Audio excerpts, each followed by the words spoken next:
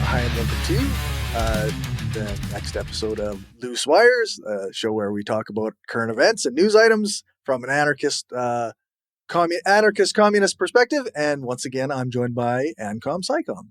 Thanks for joining me. Hello. Yeah, glad to be here. How's it going today? Oh, it's another day. Work was exhausting. The news is exhausting. Everything is exhausting. But there is that tiny little speck of good news to help break up the horror show that we are living through. Yeah, it's always a little bit rough, I guess, eh? Yeah. But I guess we can start off. I'll bring up our first article. Where's my share screen button? Trying something different. Just got to figure this out. It's a leftist podcast when there's, random tech issues and all that. Yeah, that's right. All right. There we go. Okay. Now I got to change this. I was not planning for the screen to shift so many times. All right.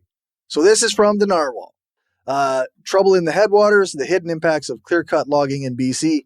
So essentially, this is a story from the Narwhal that is talking about a new documentary. It's very short, the documentary. So after this, we might watch it on just a Twitch-only stream if there's time. But yeah, so it follows Jonas Alia, where he talks about clear-cut logging in BC's Kettle River Watershed and how it connects to worsening floods and droughts. And it's directed by Daniel Pierce and follows, hydrologist Jonas Alia. And he's done a lot of work in this over the years, publishing in like scientific journals and whatnot. But then now, because the effects have been so bad the last 5 to 7 years, I think, there was a major drought or major flood in 2018 he was talking about. And another one, I think, in 2023. But so there was quite a few floods. And so this is pretty, I don't know. I think it's really interesting to watch the documentary. He really obviously he knows what he's talking about, and he's talking to like the mayor and like of the one town, and I don't know. Yeah, my first reaction to this is Canada has a publication called The Narwhal, and it's not a satire paper. Like I fully expected this to be like the Beaverton, Canada's version of The Onion. So yeah, the fact that this is a serious journalism publication is shocking to me. But as far as the documentary goes, it's very interesting. I mean, I feel like this is one of those things that probably doesn't necessarily need a scientist to go through all of the legwork of proving that, massive deforestation has very clear negative ecological impacts. right. But, the more evidence we have, the better. And I'm like, fewer trees means water can get places more easily and fuck things up. Yeah, they really talk a lot about how like the canopy from the trees really helps the snow melt slower, and it keeps it in the ground, and so it keeps the ground moist rather than letting it just run off into the river basin. So, yeah, that makes sense. So yeah, there was like some of the places where he's showing like the height of the flood in, I think it was 2018 he was talking about. It's like 8 feet up, like from where the bank is now. So they're standing on it, and it's like 2 feet above his head. Oh wow! It's wild how high the water's got. He's showing the brush that was in the trees, and it's like wow, like just wild. Yeah, damn. So yeah, I guess if anyone's around for the after show, if I do an after show, then I will watch this documentary. Yeah, it definitely sounds interesting. Yeah. Yeah. See if I got anything else in my notes here. Yeah. Not really. I mean, it's obviously like this is the sort of thing that could be prevented, but because BC relies so heavily on logging for so long as part of a major part of their economy, and then there's one point in the documentary too where he's talking about the time for or like the regen forests. It takes like not 10 years, not 20 years, not 30 years, but sometimes 70 or 80 years to get the Hmm. trees back to where they need to be to do the same thing. Yeah, So yeah, it's pretty. because it's not just that first generation of trees that has to grow back. It's they have to have time to drop seeds and plant Yeah, new trees in order to get to more of an old growth state. So it's yeah, just yeah, it's without those forests, they those have major economic impacts. And this is one of the things I'm kind of surprised by, because I used to live in Northern California, where there's also a lot of logging and forests. um, and one of the things that I understood most of the companies there were required to do is they had to sort of rotate.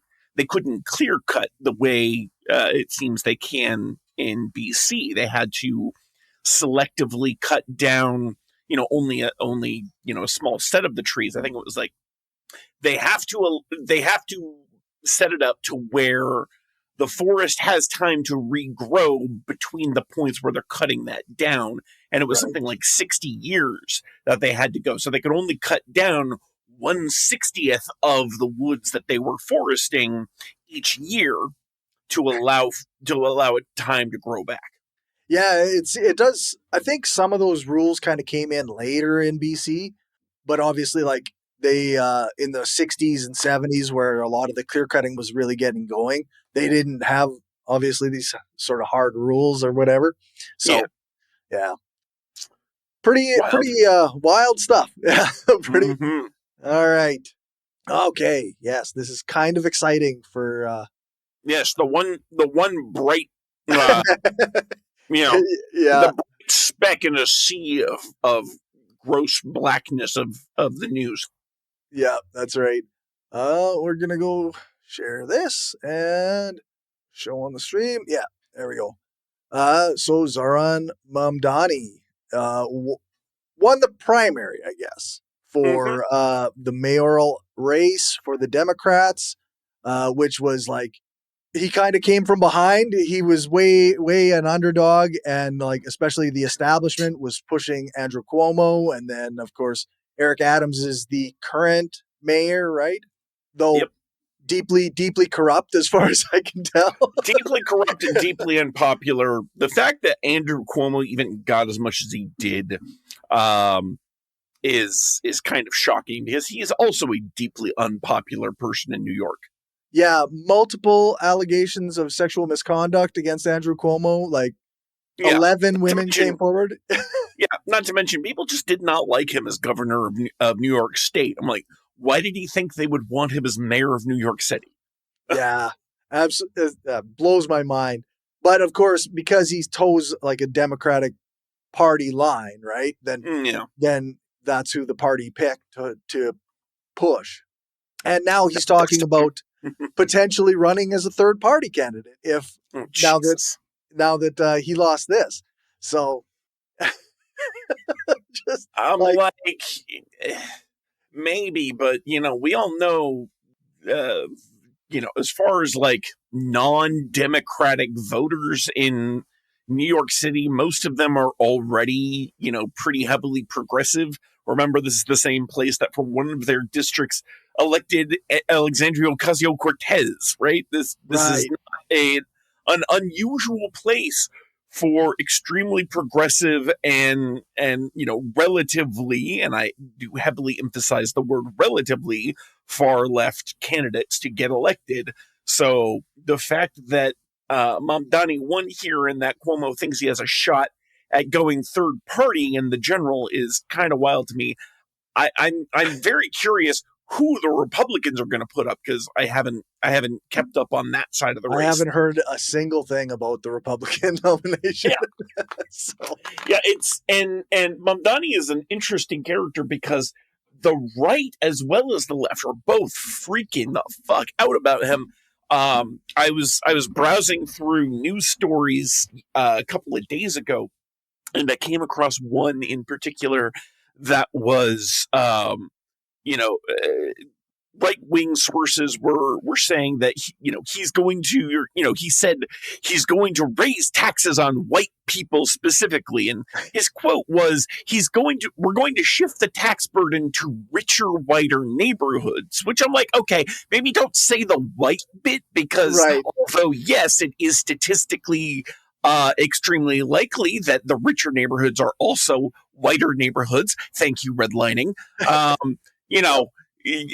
He's pointing out a fact that exists because of past racist policies, and because he is pointing this out, the right is now calling him racist because, he pointed out that, oh yeah, these richer neighborhoods, they also just happen to be a lot whiter than the poorer neighborhoods tend to be.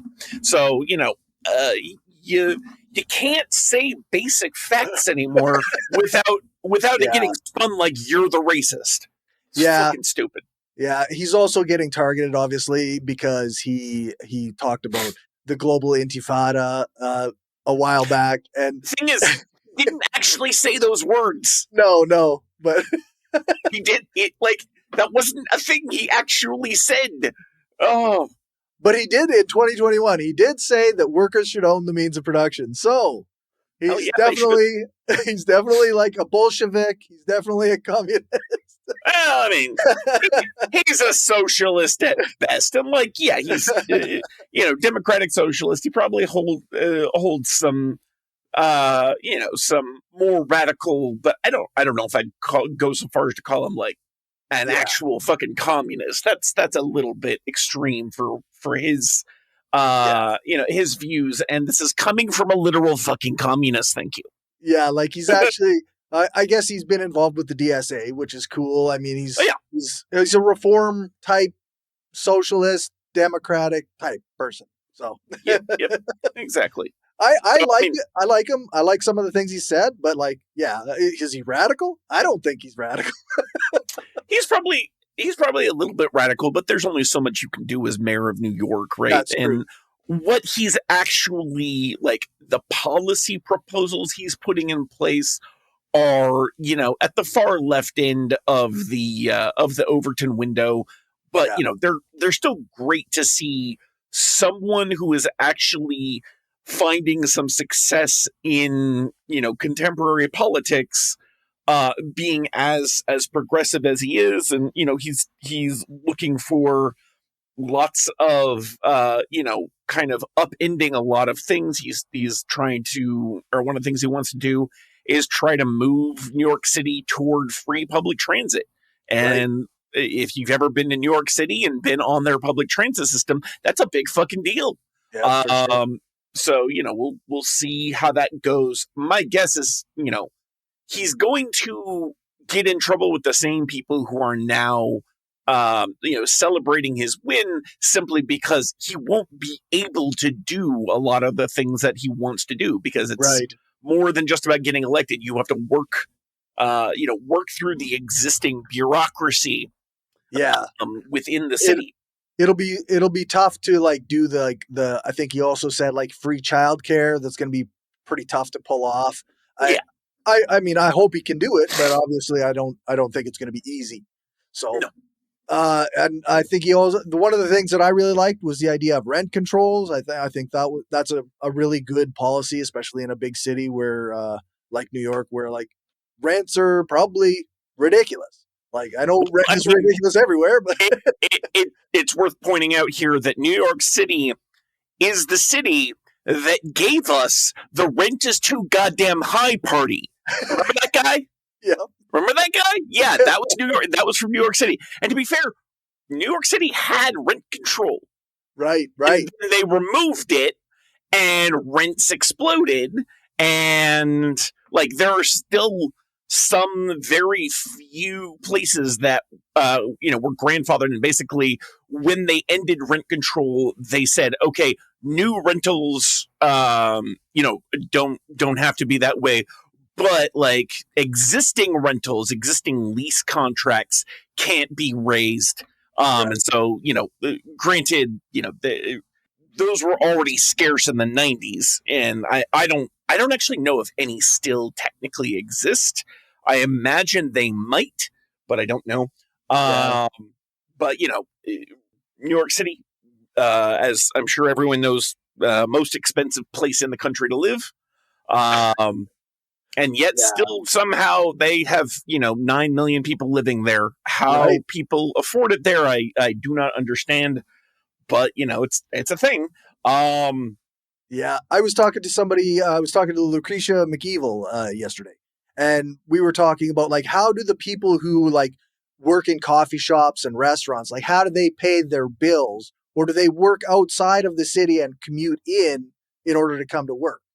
Because it seems like how could you possibly make rent payments on tips? Yeah. Yeah, I'm like, when the rent in in New York City is between, I think it's like $3,000 and $6,000 a month. Yeah, just I don't understand how people make rent working any sort of service job. Yeah. But somehow they manage. I have no idea how. My net income is about 6,000 a month, and I can't imagine being able to make enough money to live in New York City. Right. Yeah. No, it just seems impossible. Yeah. I was going to say untenable, but impossible seems more. Yeah. So, Yeah. So I guess we kind of mentioned Andrew Cuomo and Eric Adams here. Like, yeah.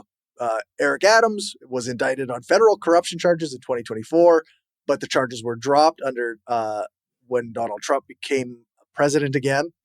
yeah, that was a whole big story. Him wanting to drop those charges, but wanting to do so in legal terms without prejudice, meaning that they would be able to bring those same charges again in the future. Basically, it was very clearly a tit for tat, Right. quid pro quo situation, because Trump wanted Eric Adams to do something for him. I think he was pissed off about the what was it? It was the increased fares, or the surcharge for vehicles entering Manhattan. Right. Wanted him to end that, and so was like, okay, we'll drop the charges if you do that.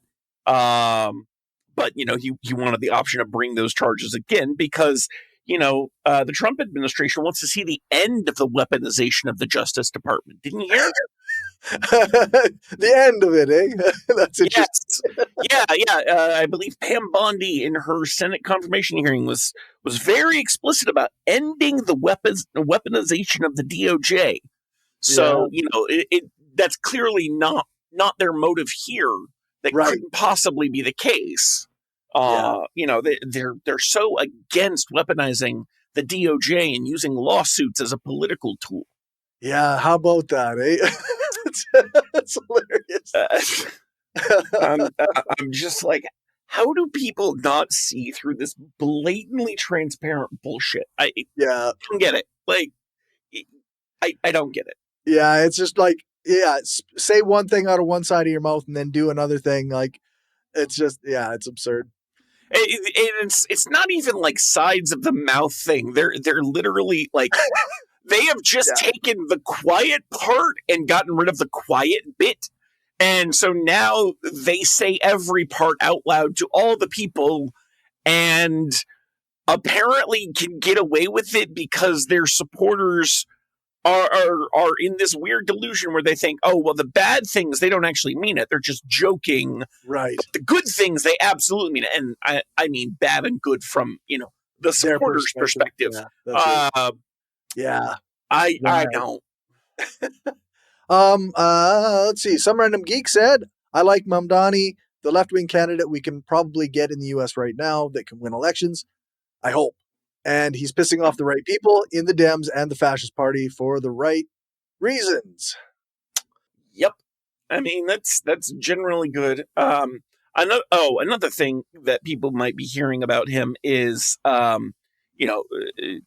related to that whole global intifada thing that he didn't actually say, is, just the general accusations, because he is a Muslim, Right. of anti-Semitism. And then they don't realize that he actually has a fairly long history with the Jewish community in New York City, Yeah. and has been working with them for a long time, because this isn't the first time he's run for office. He ran as, I want to say it was like a state assembly person. Yes, I think I read that. Yeah. Yeah. That's right. I don't remember the exact office he was running for, but like this is another campaign. Like, this is not his first campaign that he's been running. So he's been in the political world of New York City for a long enough time at this point, that he's made a lot of inroads, and generally speaking, the Jewish community of New York seems to largely support him. Yeah. So the right's attempt to kind of shift that understanding, to make him look like an anti-Semitic fuckwad, I don't think it's going to work. Yeah, I don't think so either. The best they have is he's critical of Israel, which I'm like, most of us are fucking critical of Israel. Yeah. Most Jews I know in person are critical of Israel. Right. This is not a new, like, at this point, this is not a novel or unexpected thing for anyone to be. And have we not gotten past the point where being critical of Israel does not automatically mark you as an anti-Semite, or right. or is that particular myth still persisting beyond all reason? Well, I'm pretty sure that for those on the right, it's still there. Yeah, well, I mean, that's that is their excuse the metaphor. That is their golden calf. Yes. And I use that metaphor very intentionally.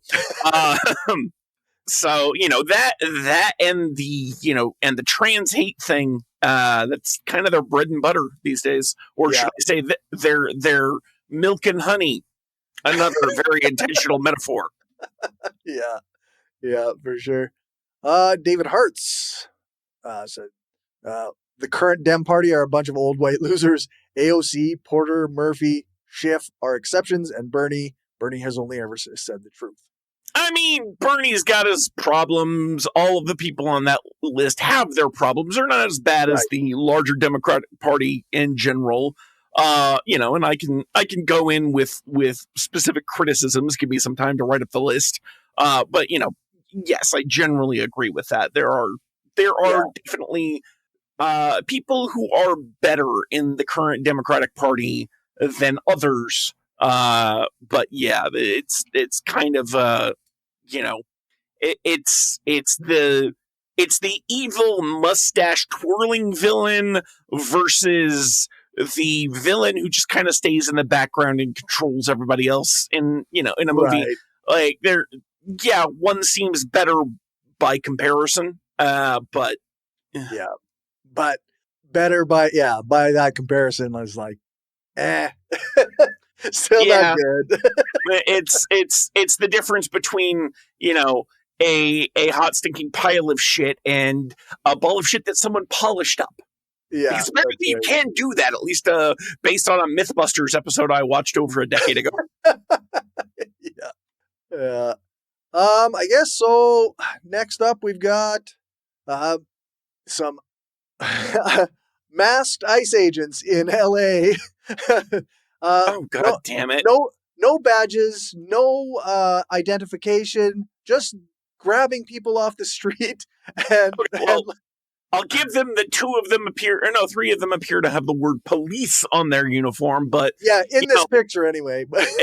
Oh no, okay, all four. The one in front does also have police. It's just in a very light font on a light background on light camouflage, which makes it very difficult to point out.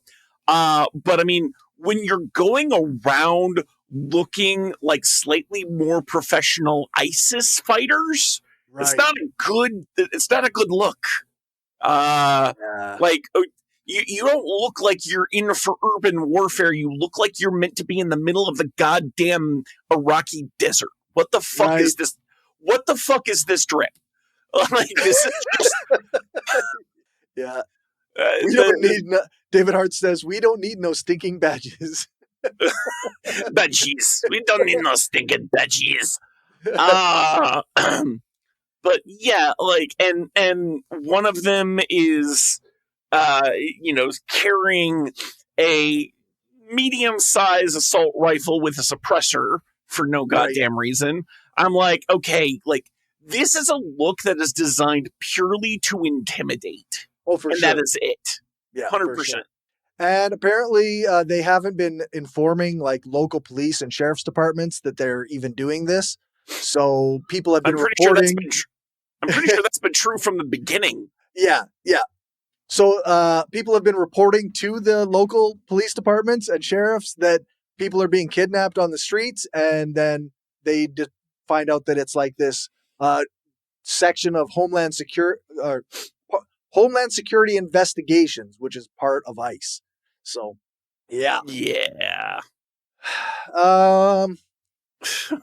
And this is to add to the fact that remember, there are still some 4,000 National Guard troops and 700 Marines in Los Angeles. Oh, even all of the big protests and riots have largely died down. As I recall, Vance gave the excuse that, they could still fire back up. I'm like, you keeping troops in LA is the thing that's more likely to get them to come back up. And now you're sending in ICE agents that look like fucking terrorists. Yeah, that's right. This is not how you keep order. Yeah. They're saying that their unmarked gear is to keep them safe. It's for the officer's safety, but I'm pretty sure that when a random person in a mask attacks you on the street, that's more likely to if you know it's a cop, you might be less likely to react violently. So they should be wearing badges. Give me just one moment. I need to look for something. Yes, I am correct. California is still a stand your ground state. So if you have plausible deniability, like the fact that they are not announcing themselves as police and they are not clearly and obviously marked as police, and you shoot them in legitimate concern for your own safety, you very well may be protected by the law for that. Get a lawyer. Yeah. Although these days I don't trust the justice system to let somebody defend themselves in that way, but I feel like if someone uses their right to defend themselves and uses firearms in that, you could very easily whip up a good chunk of Donald Trump's base in defense of that person. Yeah, like, isn't that the whole thing? Like the "don't tread on me" meme that they. Yeah. The popular argument is that we need to be able to keep our guns to protect us from a tyrannical government. Yep. Yeah, exactly. This tyrannical government that is kidnapping people off the streets in unmarked gear and like wearing masks. I won't go so far as to say that specifically, because unlike you, I actually live in the U.S. and have to deal with that shit. Yes, that's true. But, what he said. What the safe Canadian said. Yes, that's right. That's right. So also, actually, speaking of Canadians, there was a Canadian who was detained by ICE. He was a longtime resident of the United States, named Johnny Noviello, and he was detained and died in ICE custody in a federal detention center. He had been there for a month. Please, God, tell me Mark Carney is ripping some shit up about this.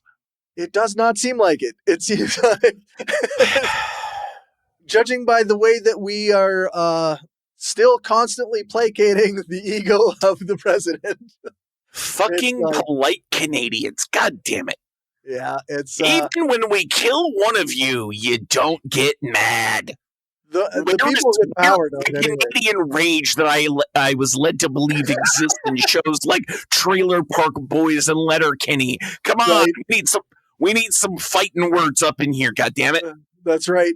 It's no longer elbows up. It's now elbows safely tucked in. Yeah. Some random geek says, "Come on, Ancom, SciCom, Canada will be the 51st state soon."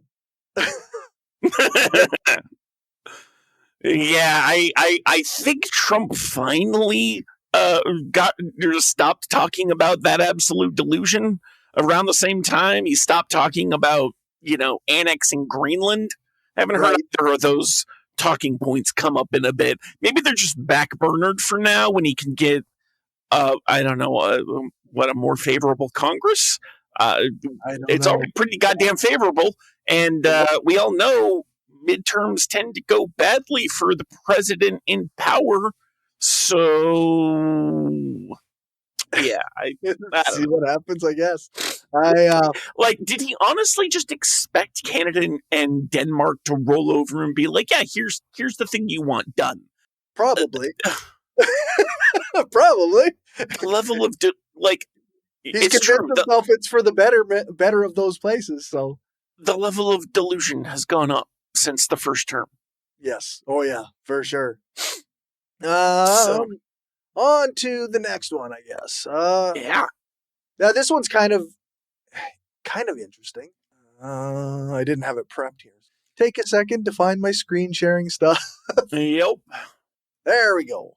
All right, so the World Economic Forum has released its 2025 Technology Pioneers List. 100 startups that it considers to be leading global innovation, from AI, quantum computing, energy, healthcare, so meaning like micro-nuclear reactors, and healthcare and aerospace. They're talking about AI-powered diagnostic tools, photonic computing for LLMs, and I put this in the notes. I don't know what that means.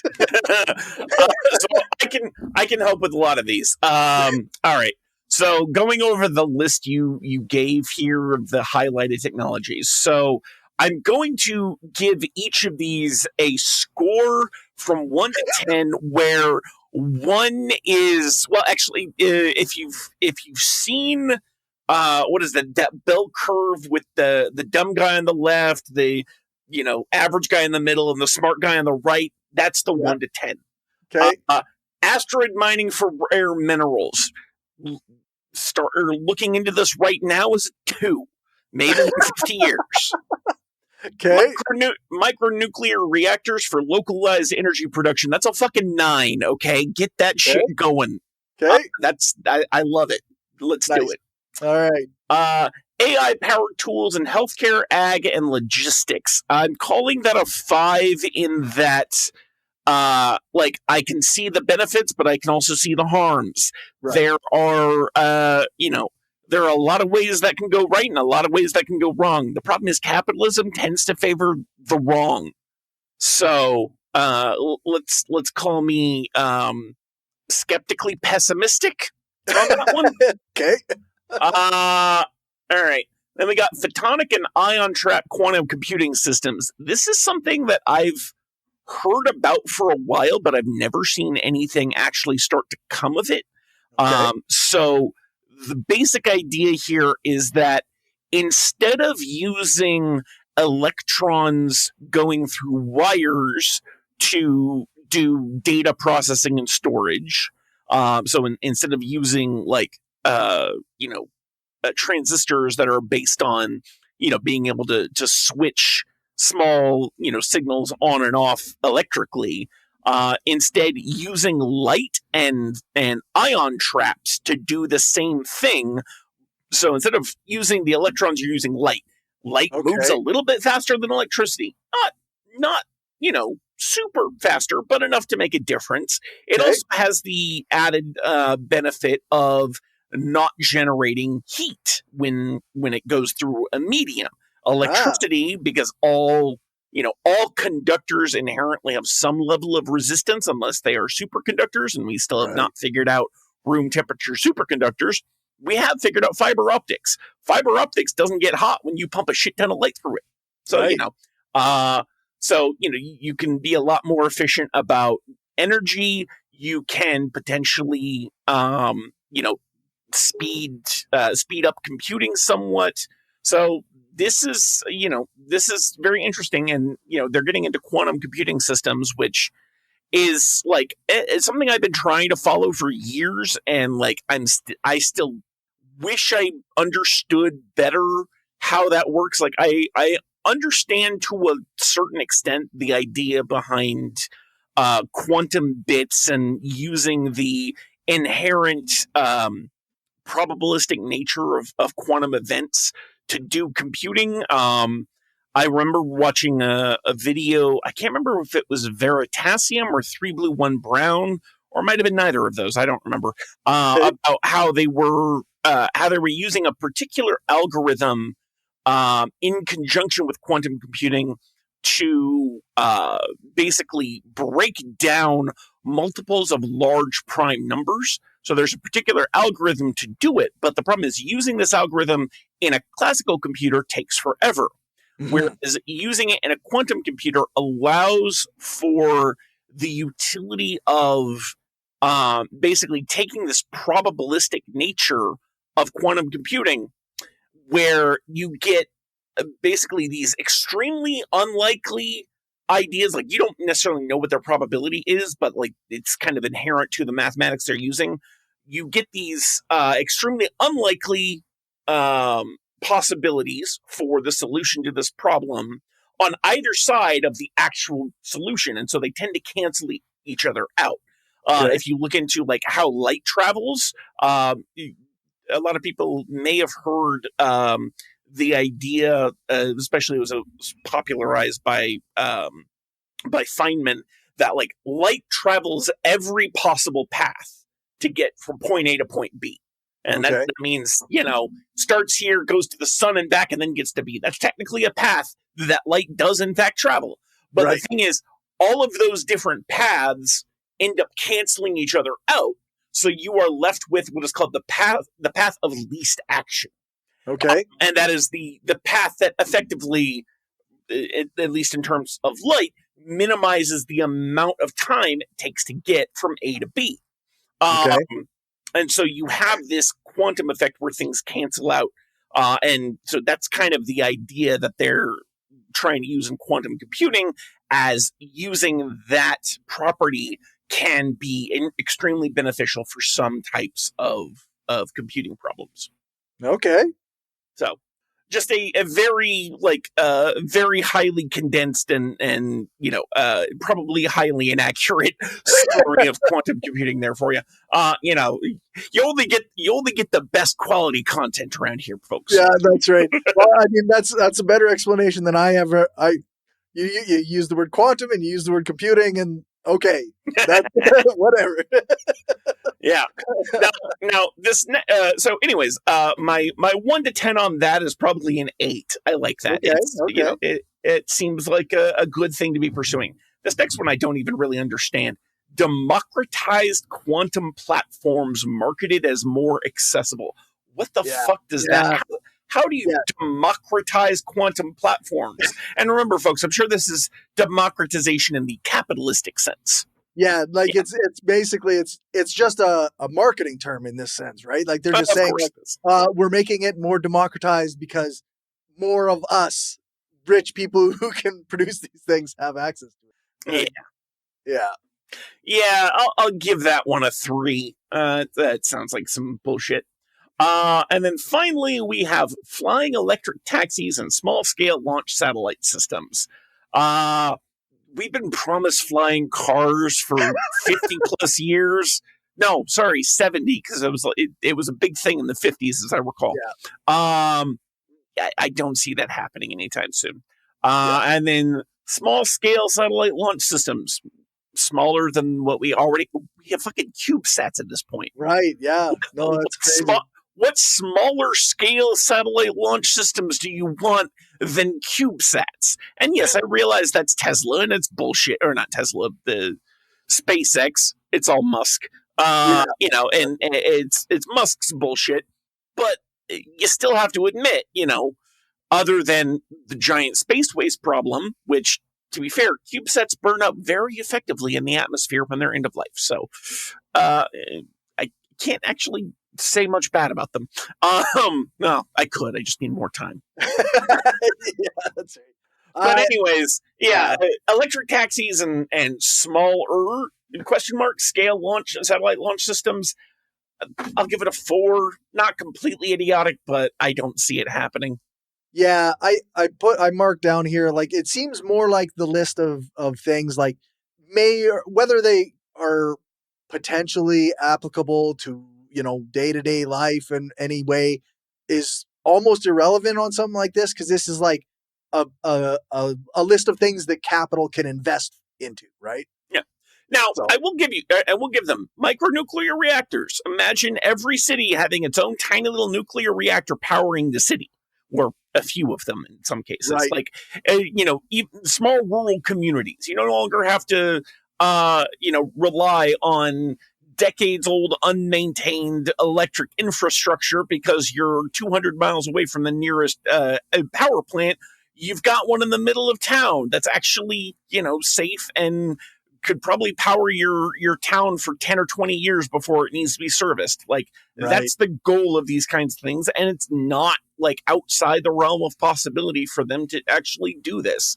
So that's the one thing on here that I see as being a huge plus if it can actually get some more investment and, and then, we manage to actually democratize that shit before they can, privatize the fuck out of it.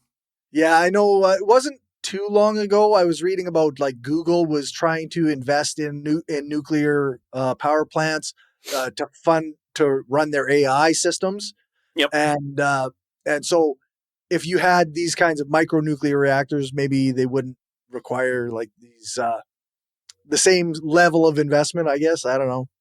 Well, it's not so much that. It's also the fact that nuclear reactors are incredibly clean energy sources. So, right now, a big part of AI is that it's doing what crypto was doing 5 years ago, which is sucking up a shit ton of power, which is not to say that crypto isn't still doing that. It's just now AI is added on top of it.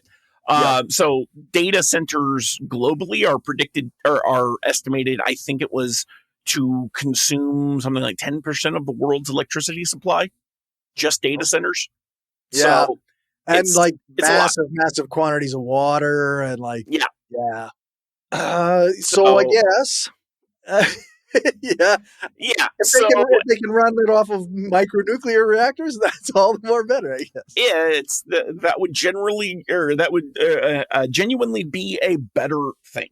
So even if it is just just kept to the capitalists, well, maybe it's it's the best of a bad situation sort of thing. Yeah, I guess that could be. Yeah. All right. On to an article from Anarchist Communist Group. The March to War basically makes it's an article that makes the argument that the conflict between Iran, Israel, and the West is not about ideology or morality, but rather about capitalism and empire.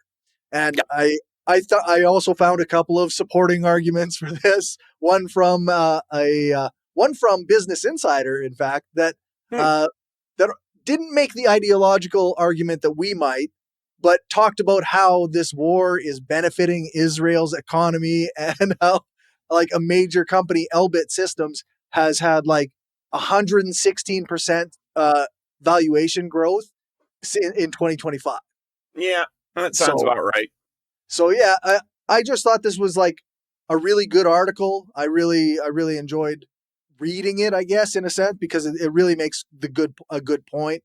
And clearly this whole Iran-Israel thing is not good for the average person. and is in fact only going to benefit like probably Israel and probably the United States more than anyone. There's a reason that the left has been constantly crowing about the military-industrial complex for upward of 50 years, because this is the shit that happens. Yeah, that's right. Like, the only reason for war is that war is profitable. That movie Lord of War put it perfectly. It's all of this shit is purely so people can make money off the death of, innocent and non-innocent alike. And it's they're constantly stoking tensions because that's what's most profitable for their shareholders. Yeah.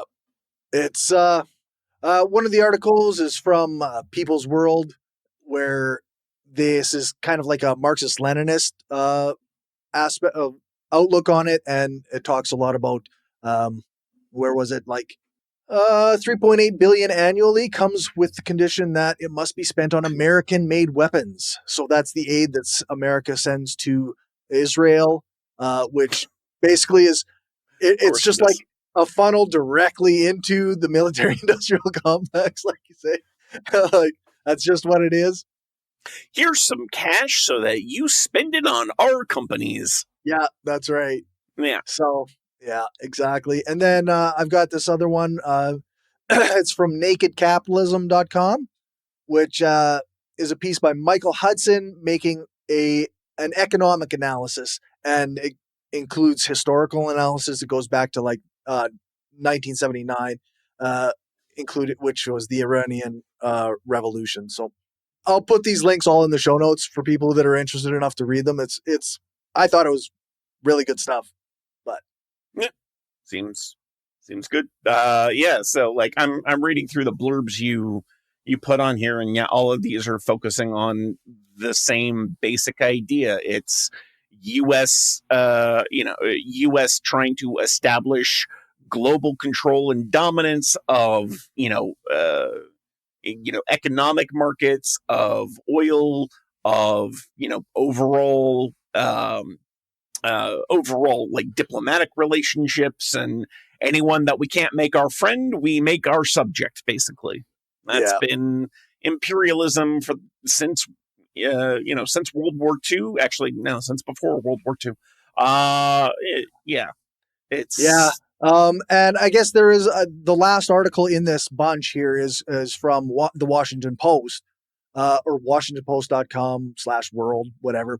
But it's written, and it kind of takes the kind of like this is not going to stop people from the way that the U.S. is and Israel is acting is not going to stop people from getting nukes. If anything, it's going to cause more nuclear proliferation. And Kurt Volkner, former U.S. ambassador to NATO, says it. If current policy doesn't change, the future will be filled with more nuclear states. So, yeah, I mean, when the main reason that people are afraid of you is that you have nuclear weapons and they don't, all that does is push them towards the realization that the only way to equalize yourself is to get nuclear weapons yourself. And so the fact that we have been spending so much time and energy over the past 2 decades to prevent Iran from building their own nuclear weapons is just proof that a nuclear power that we are hell-bent on containing, or I'm sorry, a power that we are hell-bent on containing, getting nuclear weapons is the worst thing we can possibly imagine, even though all it does is mean that we re-enter that mutually assured destruction, and we don't like that. We want them assured destruction. Having the mutual in there is a problem for us, and I can see why it is. But at the same time, if being of the opinion of, if you're going to blow us up at a moment's notice, we want the ability to do the same in kind, because then it's actually a deterrent. Right. Yeah, Yeah, it's pretty wild. Yeah. I'm not a fan. Some random geek said, when all you have is hammers, nukes, weapons, every problem looks like nails. Yeah, that's pretty fucking accurate. And that is definitely how our foreign policy has been for a very long time. Yeah. Everything's a nail, and we have all the long range, high yield hammers you could want. Right. Yeah. Let's see. Moving on, we have some slightly lighter news, but also a little dystopian. It's a team of robots playing soccer. Athletes, you thought your job was safe from AI? Look at this. Yeah, that's right. Like, sports are not a safe zone for humans to enjoy themselves anymore. Now it's going to be robots taking over. Unreal. Their goal is to create a team that can beat the FIFA World Cup champions by 2050. So 2050, let's see, 25 years. Well, if I look at how robotics was 25 years ago in 2000 and look at it now, it's been pretty pretty accelerating in terms of its development. So who knows? That is not entirely impossible. I don't think it's likely, but Right. Yeah. I put in here so the researchers said that they see soccer as a good training ground for robotics because it requires real-time strategy, coordination, agility, and quick decision-making, basically.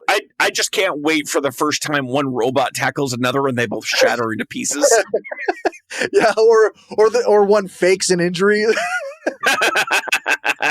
I mean, we've already seen instances of AI intentionally lying for various reasons, or worse, giving out private information for other people, or like blackmailing people with private information. That's fucking wild. If y'all didn't hear about that, I'm going to go into a slight tangent here. So the company Anthropic was basically they were taking AI models. I think Gemini and GPT were a couple of the models they used, and exposing them to fake, like they set up a whole fake company of companies worth of data to feed into this AI, including stuff that like a human forensic analyst could piece together to realize, oh, the CEO is having an affair with the secretary or some bullshit like that.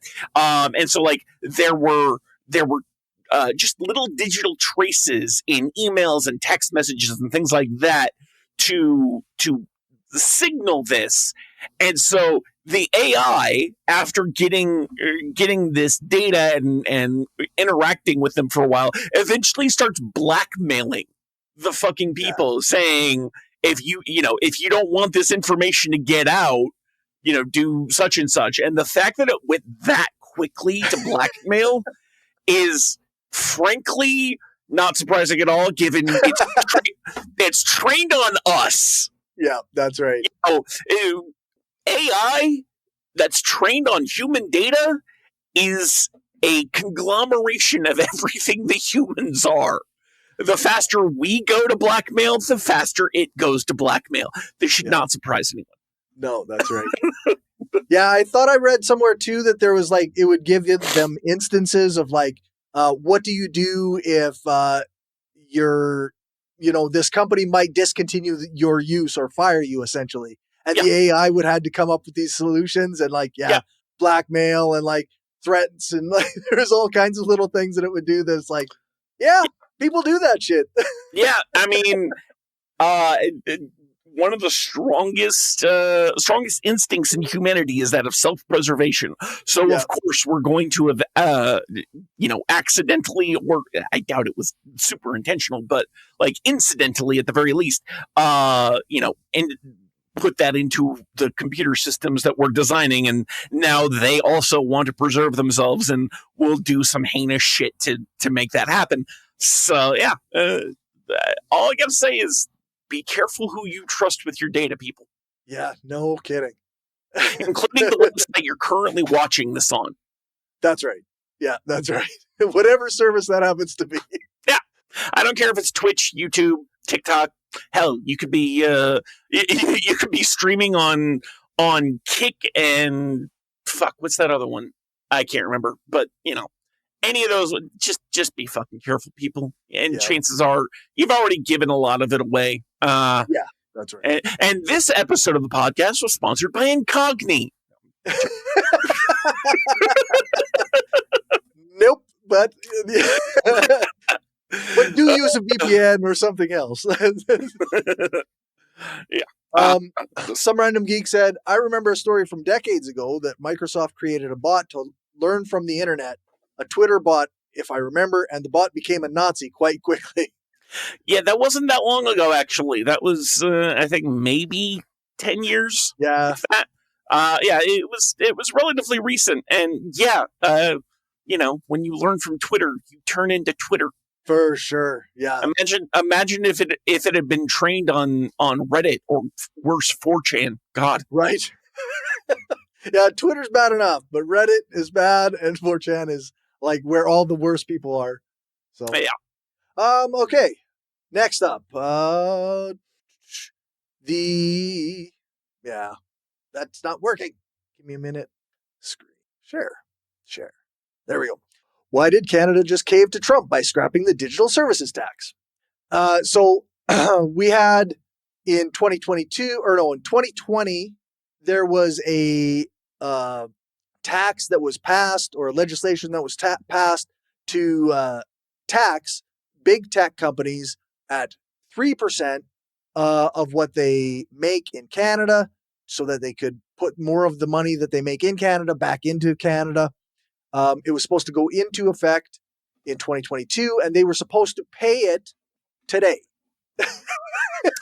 But yesterday, I gotta just jump in here because there was a very specific provision in your summary of this, because they said it to retroactively apply to 2022. So they were looking to get this 3% tax in a giant lump sum for the past 3 years. Yeah.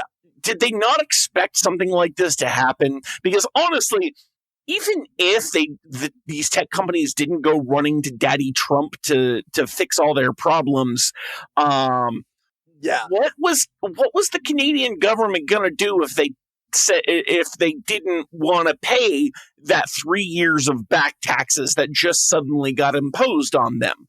Like, what are they going to do? Prevent those companies from operating in their country? You know how much that would piss off literally everyone?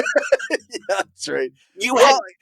Not to defend the government too much, but they were supposed to implement this much earlier, but it just kept getting delayed and delayed and delayed. So it wasn't entirely their fault that it was retroactive payment, but yeah, but at the same time, come on, Canada, you had no leverage here. Why the fuck did you think you could do this? It reminds me of... I'm not even necessarily saying that it was a bad idea. I'm just saying you had no cards and you went and you doubled down. Yeah. Yeah, it reminds me I realized I mixed up my gambling games there. Let it go. It reminds me of the... So there was a law that came into effect a little while ago about news on various platforms, and the Canadian government expected Google and Facebook and Twitter to pay the Canadian government a fee to help Canadian journalism, essentially. And Facebook just said, well, then we won't show Canadian news. That's it. We're just not going to do that. And so we just don't get Canadian news on Facebook now. You just can't get links from CTV or Global or CBC on Facebook. Honestly, it's probably a good thing. Yeah, no, it's fine, really. Think about it this way. You can't post links to Canadian news, which means all the clickbait is coming from America. Yeah. Like, hey, how about that? Suddenly we have a filter that tells us, oh, this is all American bullshit. Yeah, Well, none of this bullshit you know, is from us. Yeah. yeah, it's kind of the opposite of the filter you might actually want, but it still works. Yeah. Just, you can't get reliable news from Facebook. Stop going to Facebook for news. Yeah. It says something to me, though, that also, like, all it took was, like, yesterday, Trump tweeted about this. And, like, that night, like, Mark Carney's like, oh, yeah, we're not going to do that. Don't worry. Yeah. Yeah, I mean, like, if they had set it to just go into effect and start collecting from the time it went into effect, they would have had more chips to bargain with there. But that retroactive provision, like that really fucks with things. It would have amounted to, I think they said $7 billion total. So, I mean, it's a chunk. But yeah, like, you want to get the big three tech companies to pay that? Good luck. Yeah, that's right. They avoid all taxes in every way they can all the time. Yes, you think sending them a gigantic tax bill is going to suddenly enrich your coffers? Not how that works, but okay. Yeah, I applaud you for not trying. That's effectively what just happened. Yeah, that's right. We made what looks like an attempt and then backed off without any actual attempt. Like, this was your classic.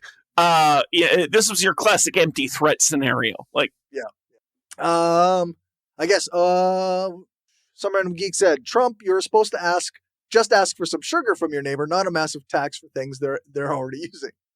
To be fair, this was Canada asking for the tax. That's true. Yeah. Trump was just the one who said, no, we're not going to do that, and you can do fuck all to make us. Yeah, he basically, if I remember the tweet correctly, it was basically like, we're going to cut off all trade with Canada if you keep this up. Like, leave it to Trump to propose the almost actually nuclear option. Granted, I don't think he could have actually pulled that off either. Right. But, it's more likely that he would find a way to pull that off than the Canadian government would find a way to actually get those giant tech companies to pay a 3-year back tax. And, like, especially when you think about, like, the way that our taxes are right now, like, technically our government is owed, like, trillions of dollars in taxes that were never paid by companies that are too big for our revenue agency to go after. So, yeah.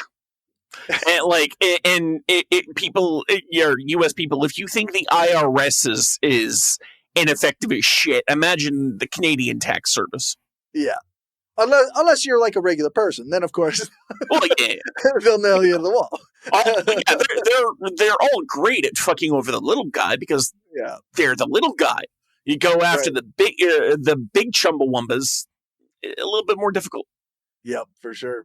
Yeah, laws only apply to people who can't pay for expensive lawyers. Exactly. Okay. This is from the Real News Network. I mean, this has already happened technically. So, but this was printed before, or I guess this was printed before the wedding or after the wedding. But the video that came in it was before the wedding, and Jeff Bezos basically tried to rent all of Venice for his wedding, and there was like major protests and shit. And it was, Well, I mean, if he was trying to get Venice to finish sinking into the ocean. They did, There was a lot of protests on...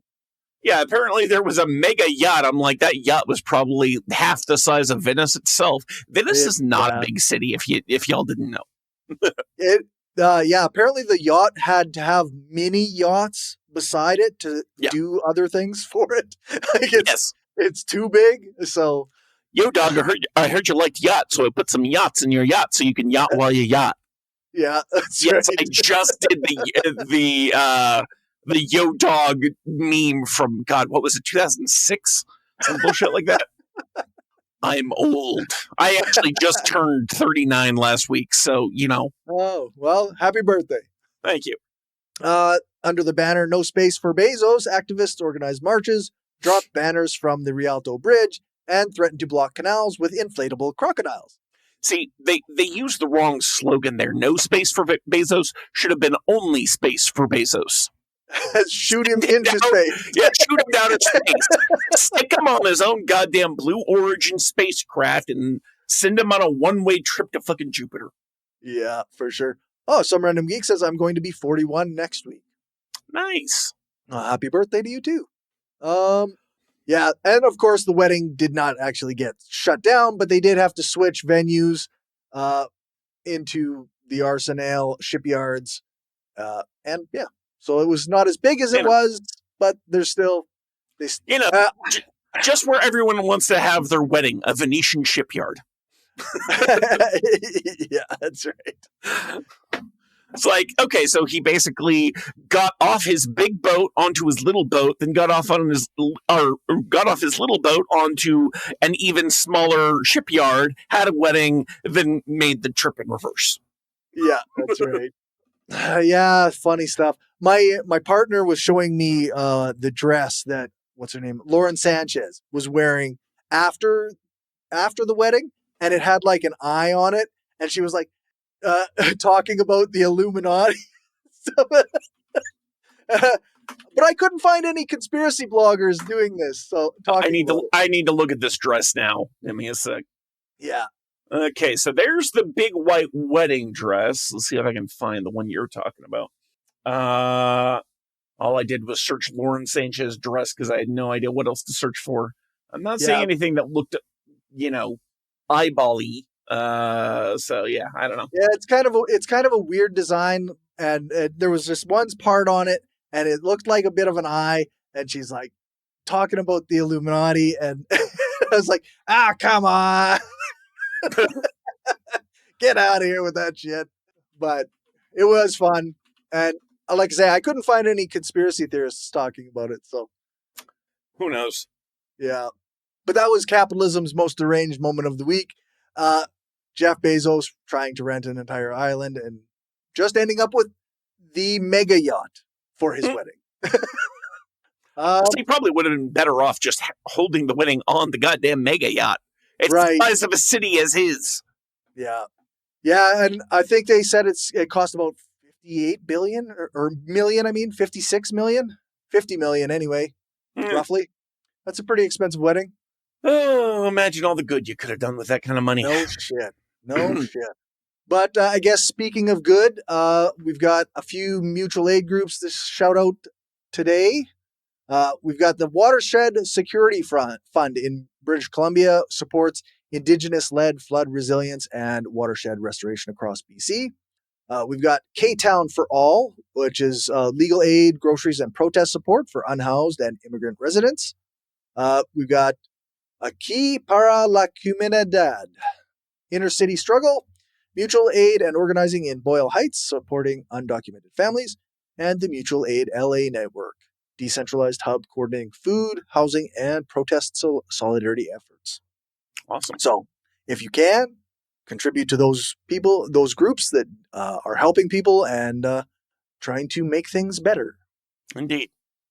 I just have one last question for you. I noticed the shirt you're wearing. Corey Johnston, do you condemn Hamas? Sorry, I had to. When I am running for office, I